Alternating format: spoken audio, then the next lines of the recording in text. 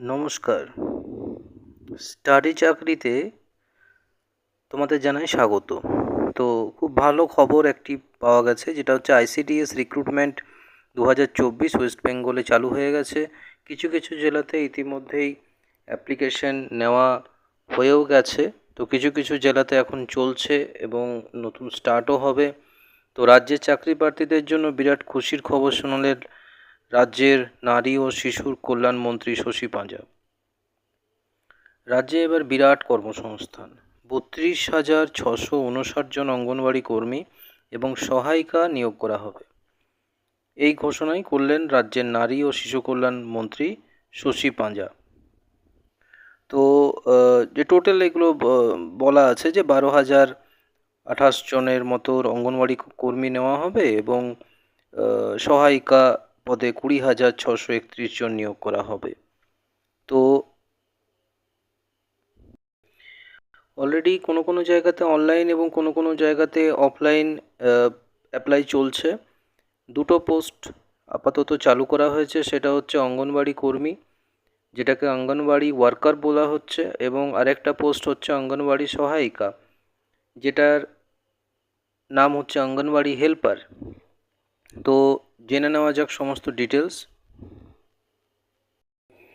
তো শূন্য পদের ভিত্তিতে নেওয়া হবে এবং এই শূন্য পদের মধ্যে জেলা ভিত্তিক এবং ব্লক ভিত্তিক আলাদা আলাদা শূন্য পদে নিয়োগ করা হবে। এবার আসি বয়সে।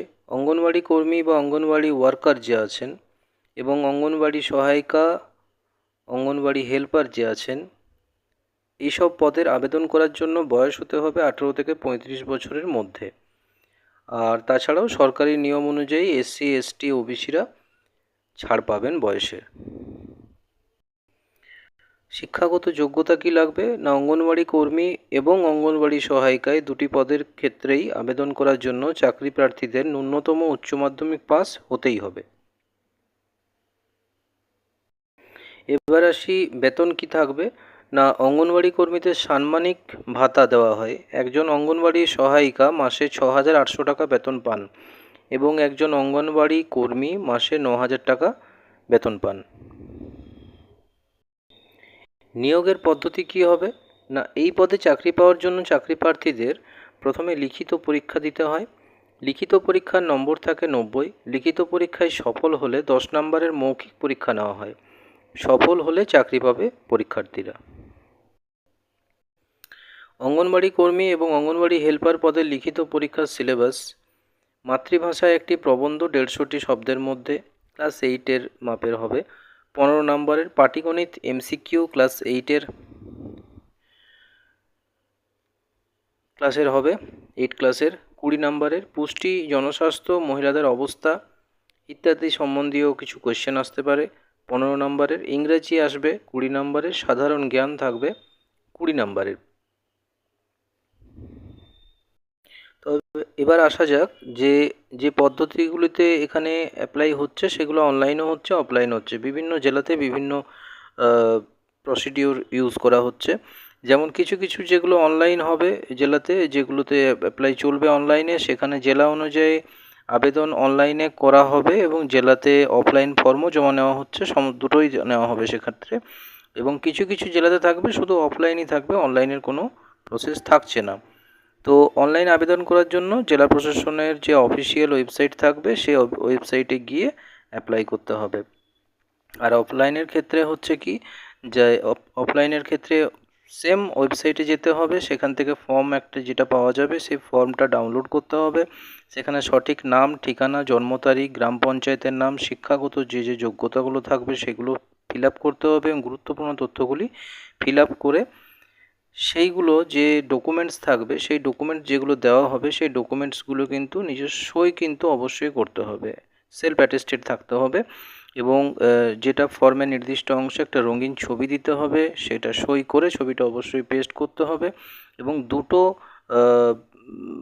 ছবি, সেই সেম ছবি কিন্তু দুটো এনভেলপের সাথে 5 টাকার ডাক টিকিট সমেত ওই দুটো ফটো সেই খামের মধ্যে দিতে হবে, জমা করতে হবে।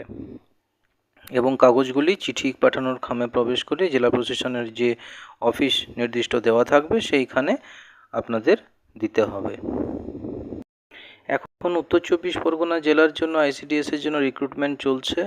তো উত্তর চব্বিশ পরগনাতে অনলাইনের আবেদন ওয়েবসাইট খোলা হয়েছে। সে ওয়েবসাইটে কিন্তু তোমরা গিয়ে অ্যাপ্লাই করতে পারবে অঙ্গনবাড়ি কর্মী অথবা অঙ্গনবাড়ি সহায়িকা পদের জন্য তোমরা অ্যাপ্লাই করতে পারবে। সেখানে ফর্ম ফিল আপ করবে নির্দিষ্ট সঠিকভাবে এবং ডকুমেন্টসগুলি যেগুলো থাকবে সেগুলো ওখানে আপলোড করতে হবে। আবেদনের শেষ তারিখ এই জেলার জন্য হচ্ছে 25শে আগস্ট 2024। এই তারিখের মধ্যে আবেদন করতে হবে। তোমাদের যে নোটিশ থাকবে বা সেই নোটিশের মধ্যে সমস্ত কিছু ডিটেলস তোমরা অবশ্যই পেয়ে যাবে আমার ডেসক্রিপশন বক্সে।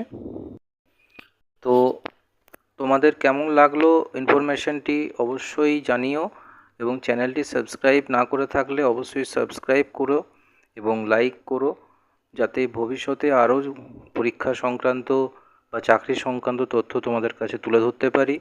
ধন্যবাদ।